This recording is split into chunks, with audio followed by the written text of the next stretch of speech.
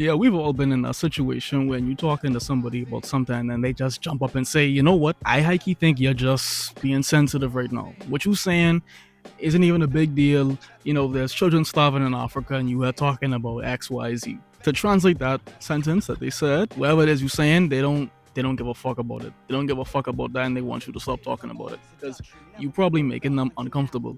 And nobody wants to be uncomfortable. People like to feel comfortable, like to feel safe and secure, especially in their beliefs. So if you come out the gate swinging, talking about something that maybe they participate in, for example, I don't know, like colorism, homophobia, misogyny, patriarchy, toxic masculinity, it could really be anything. People will often just say that, there's other things we could be talking about. Why we gotta talk about this thing specifically? You have to care about the truth. That's something that I've really realized is one of the most important things ever. When you talking to somebody and you realize that they don't care about the truth, they don't really care about being correct, they only care about being comfortable, you gotta reevaluate if that person is worth even talking to, even worth discussing stuff with.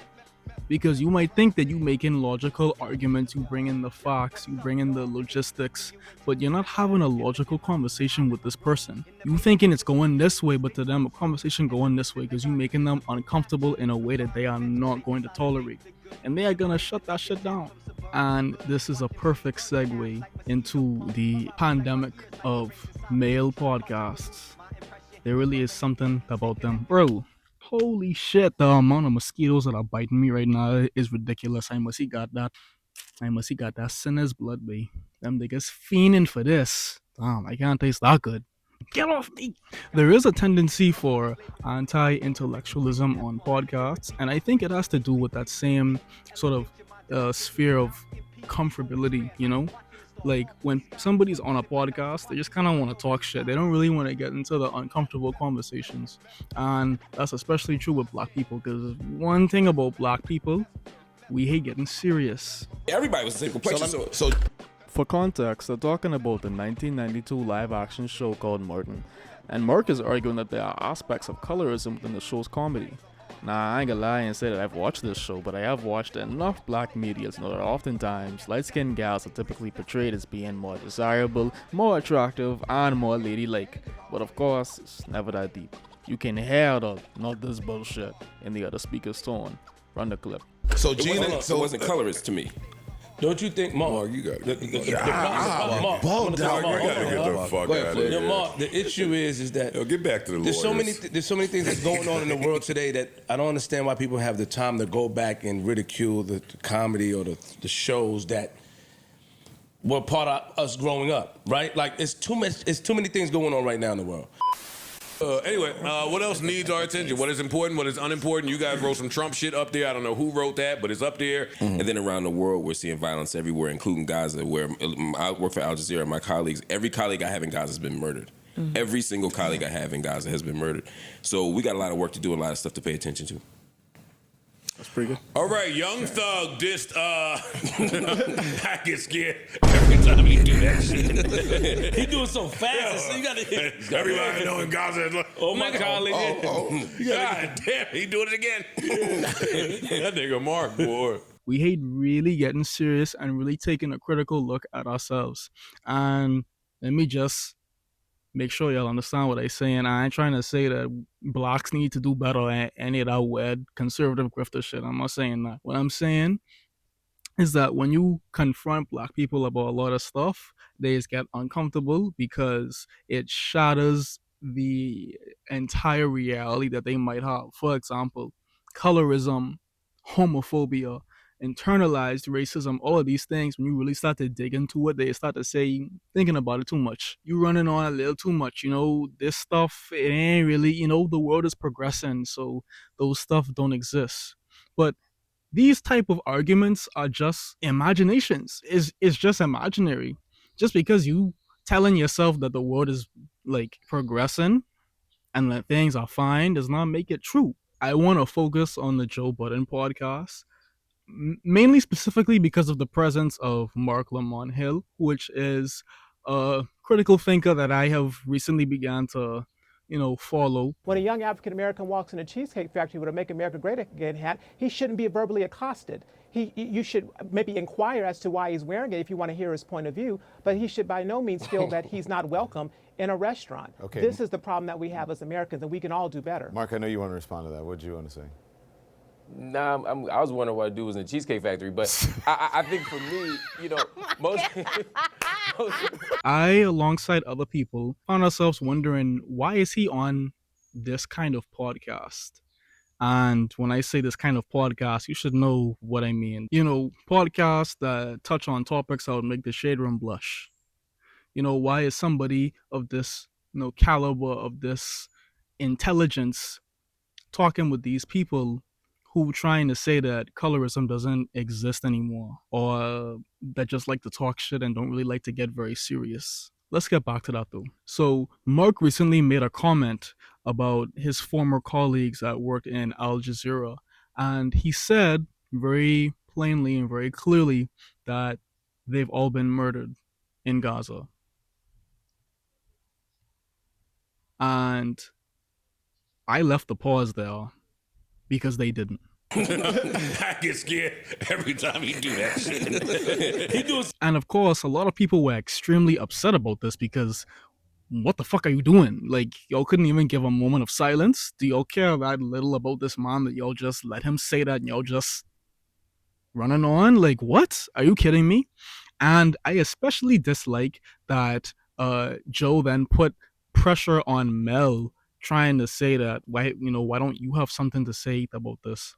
Why you don't never support him when he started talking that shit?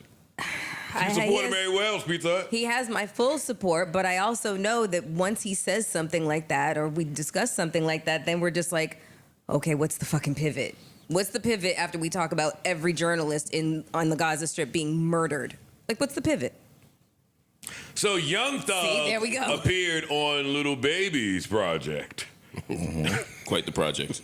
It felt like he was trying to shift all of the emotional baggage onto Mel, onto the black woman, which is a whole other layered conversation, honestly. I could make a whole video just based on the dynamics between all the men on that podcast and Mel, but I think it just shows that a lot of men, especially, are very disconnected from their emotions and they don't know how to be serious. They are constantly in a mode of just joking, getting off, not taking stuff too seriously, unless you're talking about, their goats or something, or sports, or you talking about men. Then they're gonna get serious. But if it's anything else, then it's like, Every colleague I have in Gaza has been murdered. Every single colleague I have in Gaza has been murdered. So we got a lot of work to do, a lot of stuff to pay attention to. You got what I'm trying to say. I think Marc's response to them having nothing to say, his response is also telling of what it does when you're in a space with people that are disconnected from their emotions. Because with him saying that, you can tell that he's going through it. Saying something like that and then just moving on, come on, babe. That's horrible. That's horrible, dog. If I told somebody that and they just went, so Young Thug, I would never speak to you again. Are you kidding me? Like, that response is so out of touch and just cold that I would wonder if something was genuinely wrong with you for saying that. But this is so normalized that basically everybody on that pod decided that they had nothing to say. Nobody wanted to stand up and say, wait, let's actually talk about that though.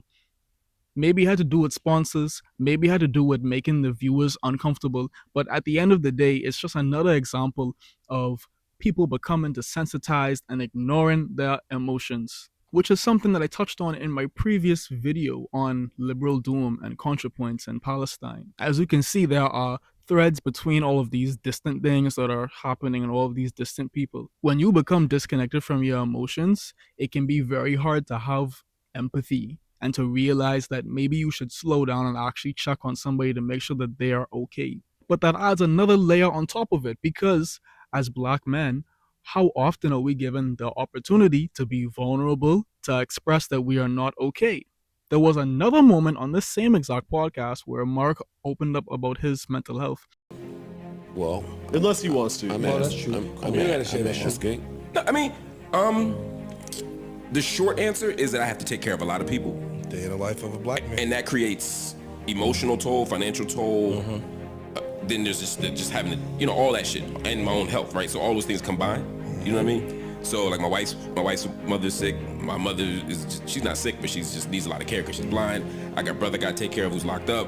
I got his son who's not locked up, who I got to care for because he's 13 and black and outside. You know what I'm saying? And a good kid, but just, you know, a lot of that. I got my own brother. And I'll give Joe credit because he actually was kind of pushing him to talk more about it, but it wasn't enough for me.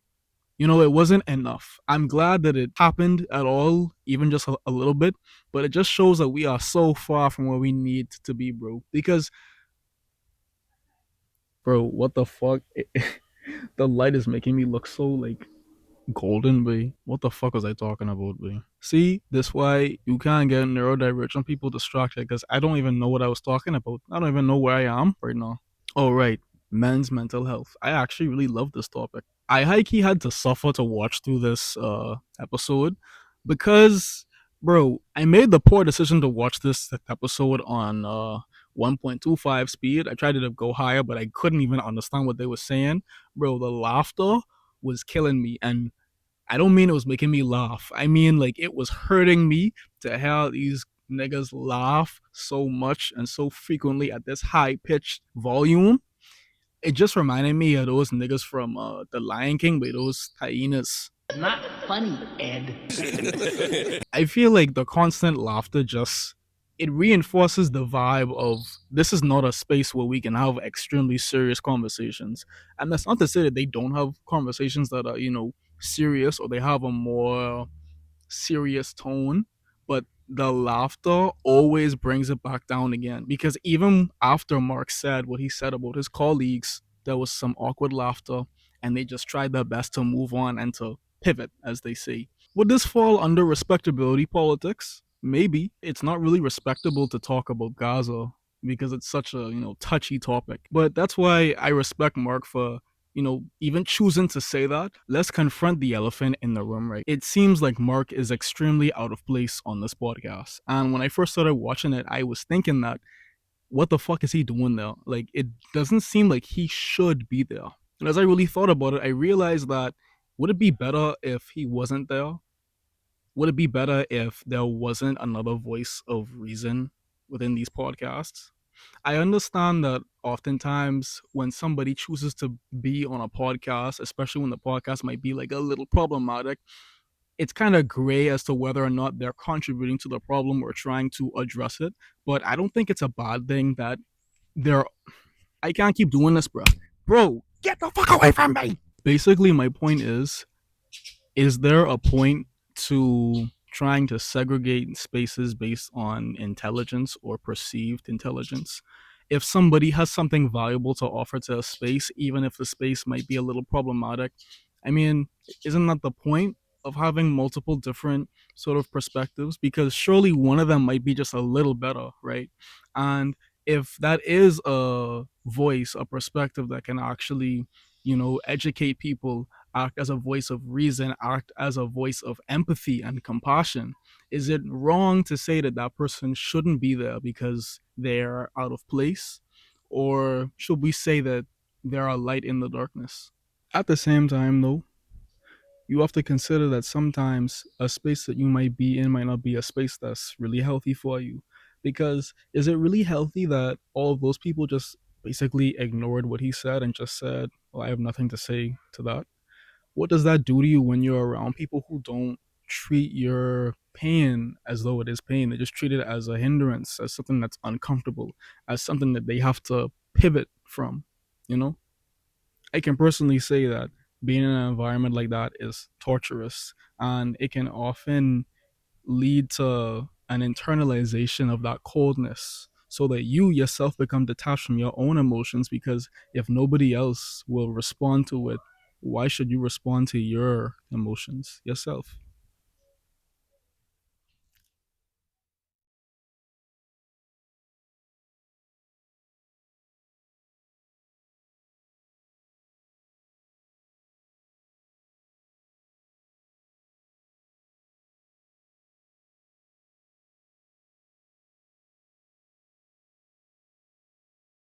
For my final thoughts, I think this whole situation ties very heavily into mental health. There is a metaphorical weight that is lifted when you enter spaces like this. It serves as an escape. Sometimes niggas just want to talk shit about celebrities and forget about the crushing weight of their responsibilities. I've been there. Maybe that's what you're doing right now. But the real world has a sick habit of infecting these sacred places with its harshness. We all must face reality eventually. And often, the most comfortable solution is to pivot. Thanks for watching.